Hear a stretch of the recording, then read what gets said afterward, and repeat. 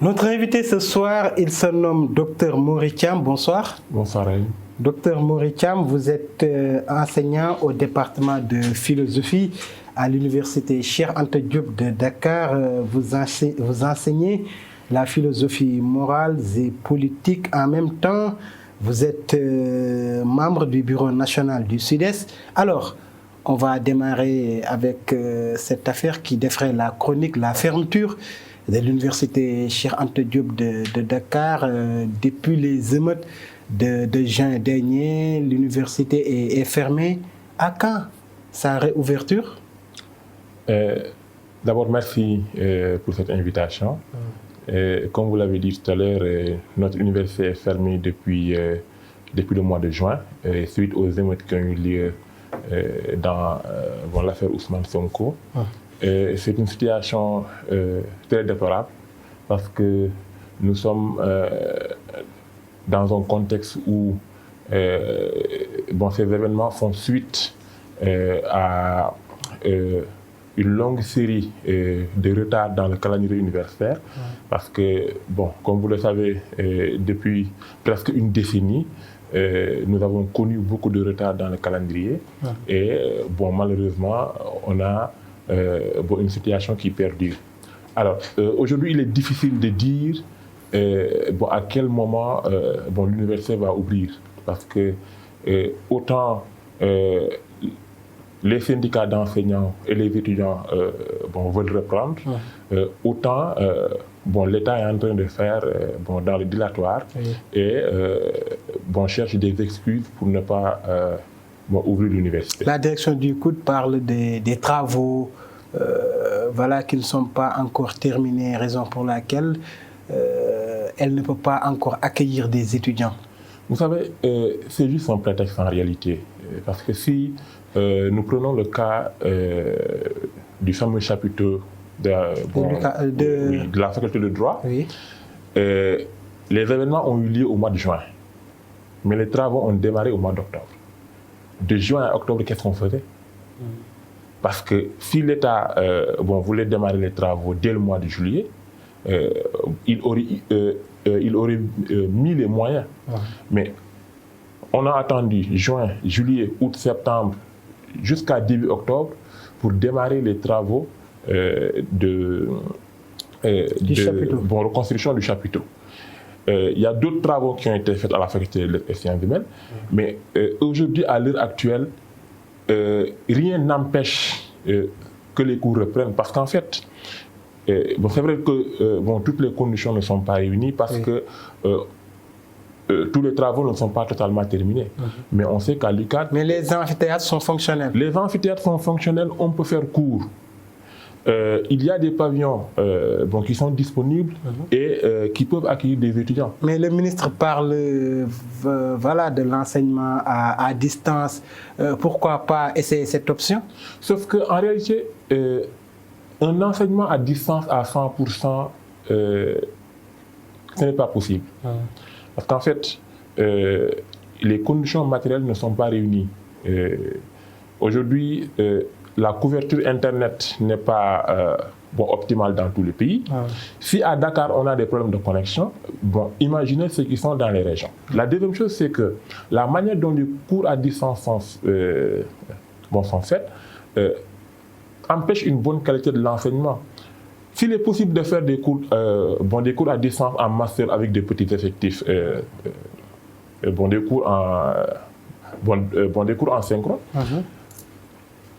dans les licences, il est insensé de considérer qu'un cours qui a été déposé sur une plateforme suffit pour former un étudiant. Est-ce que même certaines facultés peuvent faire des cours en ligne, comme par exemple la faculté de médecine, la faculté des sciences? Est-ce que ces facultés peuvent faire des cours en ligne?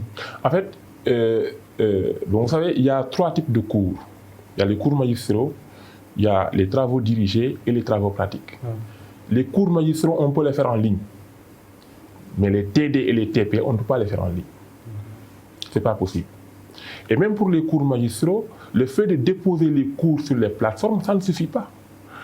Et donc, avec les licences, il est difficile de faire un cours en direct. Avec les masters, c'est possible parce qu'on l'a tenté, mais avec les licences, c'est extrêmement difficile. Donc vous réclamez la réouverture de l'UCAD? Évidemment. Bon, évidemment. Pour qu'on revienne à l'orthodoxie, il faut qu'on réouvre l'UCAD. C'est-à-dire que on n'est pas totalement... Et la sécurité dans tout ça? Mais l'État est capable d'assurer la sécurité. Parce que de toute façon, nous n'avons pas affaire à des bêtes ou à des gens belliqueux. Nous avons affaire à des étudiants dont le premier objectif, c'est d'aller à la quête du savoir. Évidemment, il y a eu des émeutes que nous condamnons. Évidemment, il y a eu des actes qui ont été perpétrés qui sont des actes condamnables, mais cela ne signifie pas que si les étudiants reviennent, que les cours ne peuvent pas se dérouler normalement. Si l'État met les moyens pour assurer la sécurité, on peut dérouler les cours normalement. La preuve, toutes les autres universités font cours actuellement. Sauf l'UCAD. Il n'y a que l'UCAD qui ne fait pas cours. Est-ce que ce n'est pas dû à des raisons politiques actuellement? Voilà, on est à un mois demi de l'élection présidentielle de 2024. Est-ce que le gouvernement ne craint pas des tensions, raison pour laquelle l'université est toujours fermée?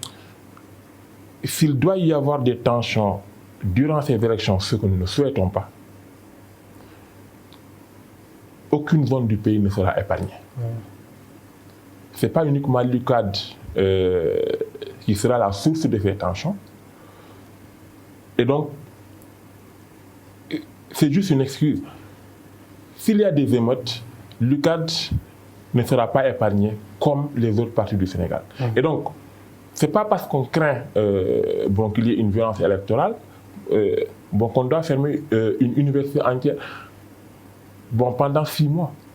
Donc, s'il y a des violences durant les élections, soit durant la campagne, soit des violences post-électorales, il n'y a pas que l'UCAD qui sera impacté par ces violences.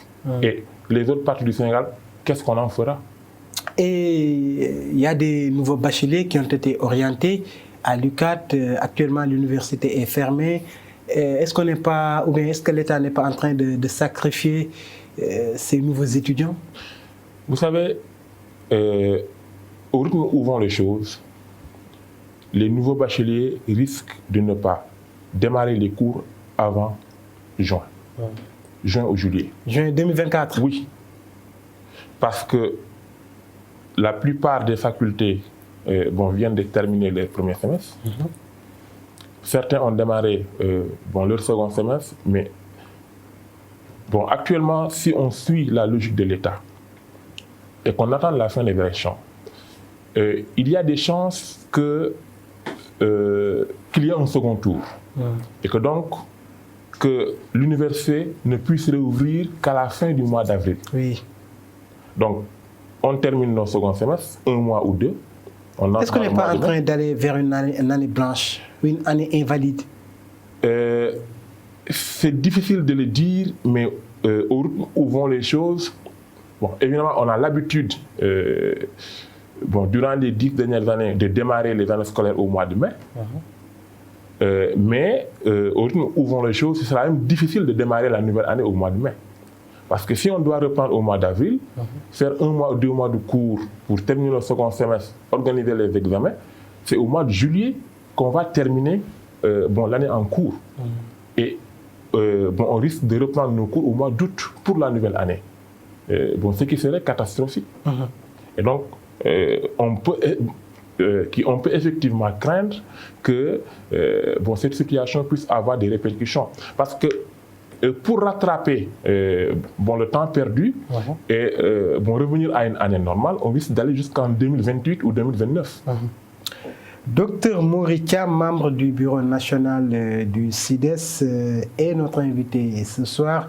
Vous êtes en même temps enseignant au département de philosophie de l'UCAD.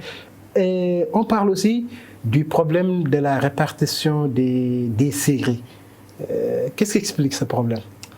Alors, vous savez, il y a une politique de l'État qui consiste à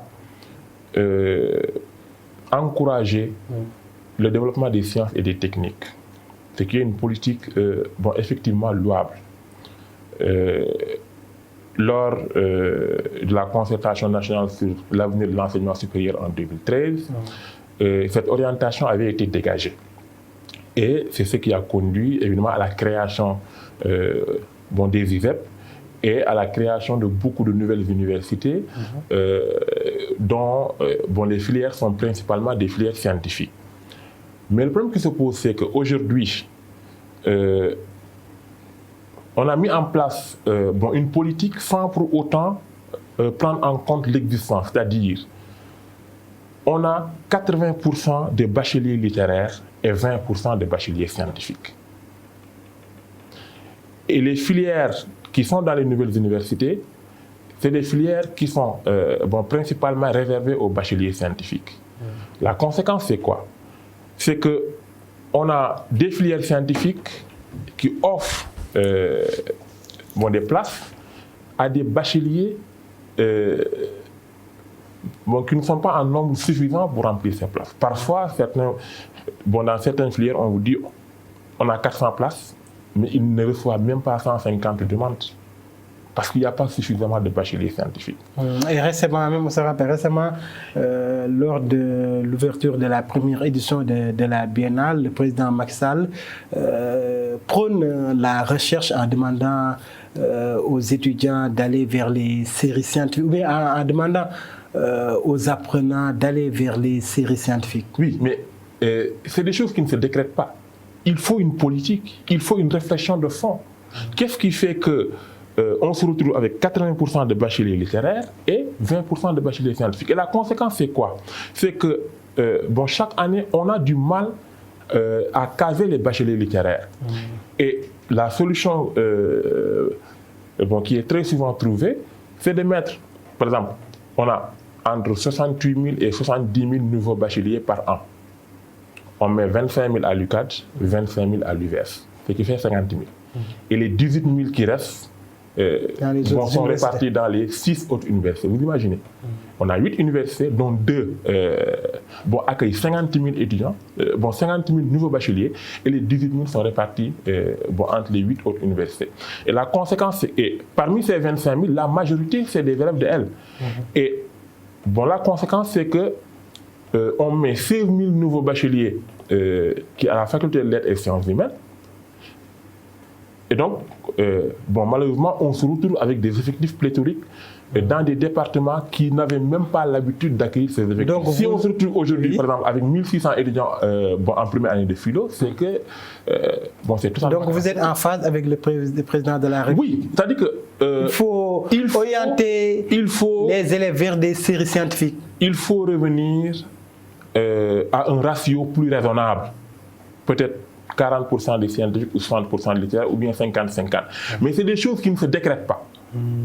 Vous ne pouvez pas vous lever un bon jour et décréter que nous allons mettre en place ou bien que nous allons inciter les élèves à aller vers les séries scientifiques si le travail n'est pas fait dans les CM et dans les lycées, parce que c'est là que ça démarre.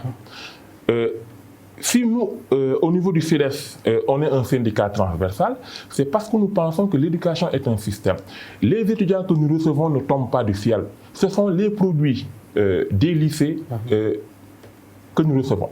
Et si le travail n'est pas fait au niveau des CM pour encourager les élèves à aller vers les séries scientifiques, et pour ça, il faut une réflexion de fond, qu'est-ce qui fait que les élèves fuient les séries S? Quels sont les mécanismes qui sont mis en place pour les encourager à aller vers les séries S? Parce qu'aujourd'hui, on a un trop plein de littéraires et un déficit de scientifiques. Ça, c'est la réalité. On a un trop plein de littéraires et un déficit de scientifiques. Et il faut que la tendance soit renversée. Et ça, c'est une réflexion de fond qui doit être menée. Et il est nécessaire que la politique qui est mise en place par le ministère de l'Éducation nationale soit en cohérence avec la politique du ministère de l'Enseignement supérieur. Parce qu'aujourd'hui, il y a une incohérence. Oui, il y a une incohérence. Vous ne pouvez pas, au niveau du ministère de l'Enseignement supérieur, dire on va créer le maximum de filières scientifiques dans les universités, alors que chaque année, vous avez 80% de bacheliers littéraires. Où est-ce qu'on va mettre les 80% Donc c'est au de niveau bacheliers? des collèges. C'est au niveau des collèges et des lycées que le travail doit être fait. Et ça, c'est un processus sur 4 ans, sur 5 ans, sur 10 ans. Essayer de renverser la tendance, passer de 20% à 25%, ensuite de 25% à 30% progressivement. Et pour le moment, être le plus réaliste possible. Créer des universités avec des filières scientifiques, mais ne pas oublier également de créer des filières littéraires. Sur cette voie, non, il y a l'université Amadou Mahtar, l'université... Nous apprécions le fait qu'il y ait de nouvelles universités et qu'on encourage la création des filières scientifiques. C'est une très bonne chose parce que parce que le Sénégal en a besoin. Mais il faut mettre la charrue avant les bœufs. Justement, aujourd'hui, vous créez des filières, mais vous n'avez pas de bacheliers pour les mettre dans ces filières. Avec 20% de bacheliers, vous ne pouvez pas remplir ces filières. Mais est-ce que souvent ce ne sont pas aussi les élèves qui fuient ces séries scientifiques? Il ne suffit pas de dire que les élèves fuient les séries scientifiques. Pourquoi est-ce qu'ils fuient les séries scientifiques? Il faut se poser cette question. C'est une réflexion de fond. Est-ce que c'est à cause des préjugés sur les mathématiques? Est-ce que c'est à cause de la manière dont les mathématiques sont enseignées? Est-ce que c'est à cause du déficit de laboratoires dans les CM et dans les lycées? Parce que il fut un temps où dans la plupart des lycées, il y avait des laboratoires scientifiques. Aujourd'hui, il n'y a presque plus de laboratoires dans nos lycées. Il y a un ensemble de questions qu'il faut se poser et il faut mener une réflexion de fond sur ça, ce qui va permettre, dans les 5 ans à venir ou dans les 10 ans, de renverser la tendance. Parce qu'en fait, la norme, dans la plupart des pays, c'est 70% de scientifiques et de techniciens et 30% dans les humanités. Mais au Sénégal, c'est le contraire. Et là, c'est un vrai problème. Et l'une des conséquences, c'est qu'on a un fort taux d'abandon à l'UCAD et à l'UVS. Ce n'est pas pour rien que les 2 universités qui reçoivent le plus de nouveaux bacheliers sont les 2 universités où il y a le plus fort taux d'abandon. Et qu'est-ce qui explique cet abandon? Justement, on se retrouve avec une situation où on a 80% de bacheliers littéraires, on n'a pas où les mettre, on envoie le maximum à la faculté des sciences humaines, on envoie le maximum à l'UVS, et parfois on envoie ces étudiants dans des filières où ils n'avaient pas voulu... ils n'ont pas l'amour. Allez, oui, justement. Et ils se disent, je vais m'inscrire, mais en attendant de trouver mieux. Et dès qu'ils trouvent mieux, ils partent. De faire des inscriptions, soit une prescription, tenter des concours. Soit une formation dans les universités privées. Aujourd'hui, nous savons que beaucoup de nos étudiants à l'UCAD sont inscrits dans les universités privées. Parfois même, ils viennent en cours avec les tenues de ces universités-là. Ce qui est incohérent. Oui, ce qui est incohérent. Parfois, vous retrouvez dans des cours de TD ou dans des amphithéâtres avec des étudiants qui portent les tenues d'une université privée. C'est incohérent. Docteur Maury Thiam, enseignant au département de philosophie de l'UCAD, en même temps membre du Bureau national du Sud-Est. Docteur Maury Thiam, vous avez publié votre 2e ouvrage intitulé « Les fondements de la violence politique ». Actuellement, nous sommes en période préélectorale. L'élection présidentielle, c'est presque dans 1 mois et demi. Qu'est-ce que vous voulez dire dans cet ouvrage, les fondements de la violence politique? Alors, merci beaucoup. Vous savez, quand on parle de violence politique, la plupart du temps, les gens pensent à violence électorale. Mais en réalité, la violence électorale n'est qu'une infime partie de la violence politique. La violence politique, elle est beaucoup plus vaste. Et le terme politique ici est à prendre dans son sens premier, c'est-à-dire dans le sens d'une gestion des affaires de la cité. Et dans cet ouvrage, mon objectif était d'étudier pour quelles raisons cette violence sur la scène nationale et sur la scène internationale est-elle si présente. Et, bon, cela fait suite à mon premier ouvrage où mon objectif était de répondre à la question pourquoi les hommes sont-ils violents? Est-il possible que les hommes se débarrassent de la violence? Et j'en étais arrivé à la conclusion que la violence fait partie de notre humanité et qu'au fond, le problème auquel on est confronté, ce n'est pas la violence, mais plutôt les fondements de la violence, c'est-à-dire les idées, les visions du monde et les systèmes de croyances qui sont à la base de ces violences-là. Parce qu'en fait, si vous voulez comprendre un phénomène de violence, il faut toujours examiner les conditions psychologiques, sociologiques, économiques, etc., qui ont présidé à l'émergence de cette violence-là. Et malheureusement, très souvent, quand on analyse des phénomènes de violence, on se limite uniquement au factuel, mais on n'examine pas l'ensemble du contenu idéologique, l'ensemble des croyances qui ont effectivement présidé à ces actes de violence-là. Et c'était justement l'objectif de cet ouvrage, c'est-à-dire de réfléchir sur les fondements, c'est-à-dire sur les idées qui sous-tendent cette violence. Parce que la violence ne naît pas ex nihilo. Elle est le fruit d'un processus. Et ce processus commence dès le bas âge. Et c'est dans le processus de socialisation que les idées qui président à cette violence sont intégrées par l'individu. Et une fois dans l'espace public, cette violence qui se manifeste est sous-tendue par d'autres fondements qu'on ne voit pas. Comment analysez-vous la situation actuelle du pays? Nous connaissons cette violence dans le landerneau politique, avec souvent des invectives entre acteurs politiques, des jets de colibé. Comment analysez-vous cette situation dans notre pays? Vous savez, on a un problème dans ce pays qui risque de dégénérer.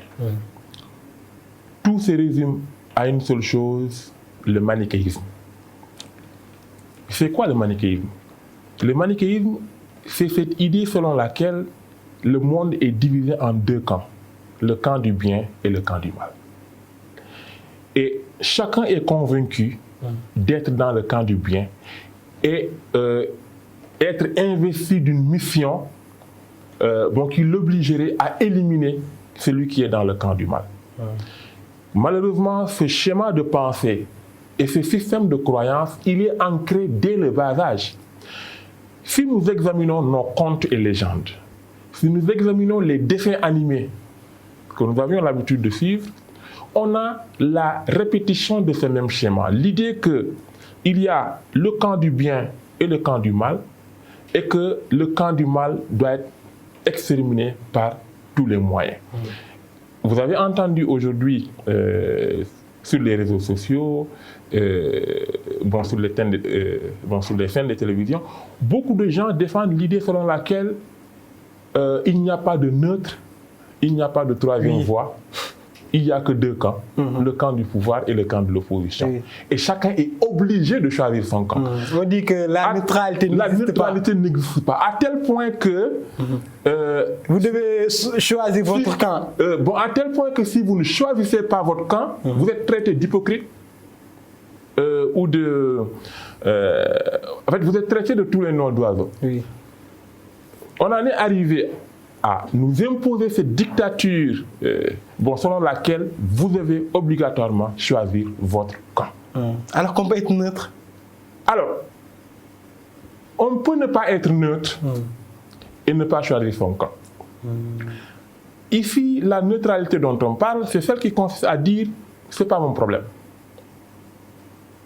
Je ne vais pas me prononcer. Non, un citoyen ne peut pas ne pas se prononcer sur ce qui se passe dans son pays. Il ne peut pas ne pas avoir d'opinion ou de vision sur ce qui se passe dans son pays.